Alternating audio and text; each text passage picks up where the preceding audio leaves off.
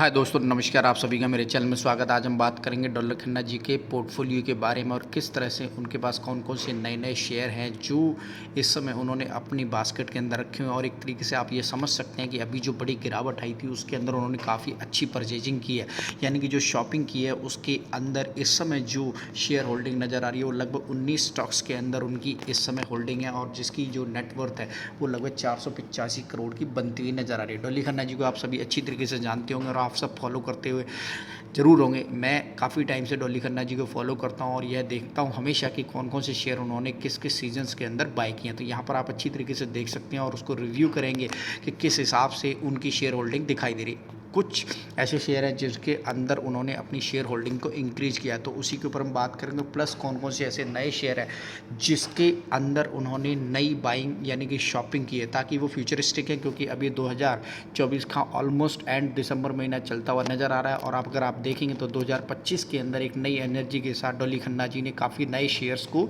Bye किया और एक अच्छी खासी डिप भी मिली थी। और यही रीज़न है कि इस समय काफ़ी बढ़िया प्रॉफिट के साथ आगे बढ़ते हुए आप सभी इस शेयरों को देख सकते हैं। तो यहाँ पर आप देख सकते हैं कि प्रकाश पाइप्स के अंदर डॉलर खन्ना जी ने काफ़ी बढ़िया अपने जो प्राइस है उसको उन्होंने इसके अंदर जो शेयर होल्डिंग है उसको बढ़ाया है और काफ़ी अच्छी बाइंग प्राइस पर उन्होंने खरीदा होगा। डेफिनेटली केसीपी शुगर के अंदर भी होल्डिंग को बढ़ाया, मैंगलोर केमिकल के अंदर उन्होंने अपनी होल्डिंग को बढ़ाया, सेलन एक्सप्लोरेशन के टेक्नोलॉजी के अंदर, नाइल के अंदर और नेशनल ऑक्सीजन लिमिटेड, इन सभी शेयरों के अंदर उन्होंने अपनी होल्डिंग को बढ़ाया।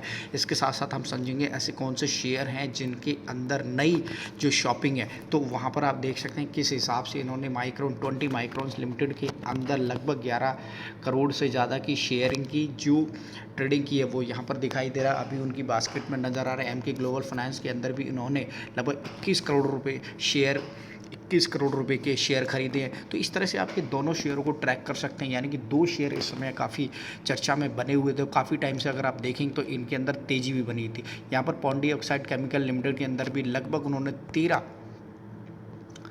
करोड़ रुपए के नए जो इससे पहले थे, फिर उन्होंने इसकी होल्डिंग को बेच दिया था, फिर गिरावट आई तो लगभग इस समय अगर आप देखें 1.1% तक की होल्डिंग अभी उनके पास नज़र आ रही है। इसके साथ साथ पीओसीएल इंटरप्राइजेस के अंदर भी अगर आप देखेंगे तो यहाँ पर आप देख सकते हैं कि लगभग 1 करोड़ रुपये से ज़्यादा के शेयर उन्होंने यहाँ पर भी खरीदारी की है। इसके साथ साथ प्रकाश पाइप्स का जब मैं बता रहा था कि किस हिसाब से उन्होंने जो ऑलरेडी होल्डिंग थी उसको इंक्रीज़ किया है, तो एक तरीके से इन शेयरों के अंदर जैसा ही डिप मिला है उन्होंने इन शेयरों के अंदर भी होल्डिंग को बढ़ाया, जिसके अंदर केसीपी शुगर्स का भी नाम आता है, जो पहले होल्डिंग 1.4 थी तो इस समय 1.7 होती हुई नज़र आ रही है। और उन्होंने इस समय जो टोटल 9.2 करोड़ की होल्डिंग उनकी प्रोफाइल के अंदर दिखाई दे रही है। मैंगलोर केमिकल फर्टिलाइजर के अंदर भी उन्होंने अपनी होल्डिंग को बढ़ाया है, जो 1.4 थी वो इस समय 1.6 होती हुई नज़र आ रही है। और इस समय जो होल्डिंग है वो लगभग 30 करोड़ से ज़्यादा की दिखाई दे रही है। सेलन एक्सप्लोरेशन टेक्नोलॉजी के अंदर भी आप देखेंगे जो 1% तक की होल्डिंग थी उन्होंने धीरे कंटिन्यूसली इस शेयर के अंदर भी होल्डिंग को बढ़ाया है, 1.6 और 1.7% होती हुई नज़र आ रही है। और इस समय जो टोटल वैल्यू निकलती दिखाई दे रही है शेयर के अंदर 23.9 करोड़ रुपए की दिखाई दे रही है। नाइल लिमिटेड के अंदर भी उन्होंने अपनी होल्डिंग को बढ़ाया, तो यहाँ पर जो टोटल अब नेटवर्थ दिखाई दे रही है वो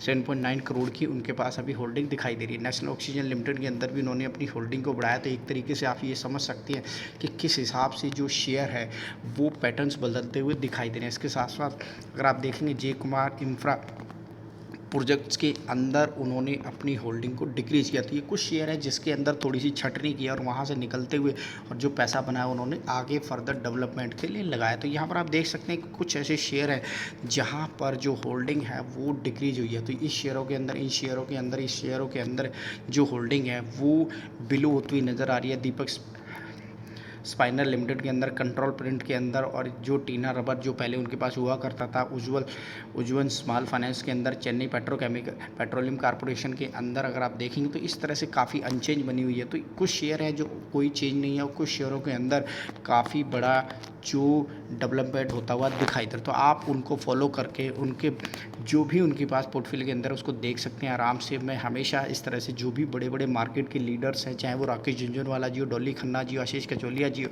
सभी के बारे में इस तरह से वीडियो बनाता रहता हूँ और आप इनके पोर्टफोलियो को ट्रैक करके अपने हिसाब से भी स्टडी करके इनको फॉलो कर सकते हैं।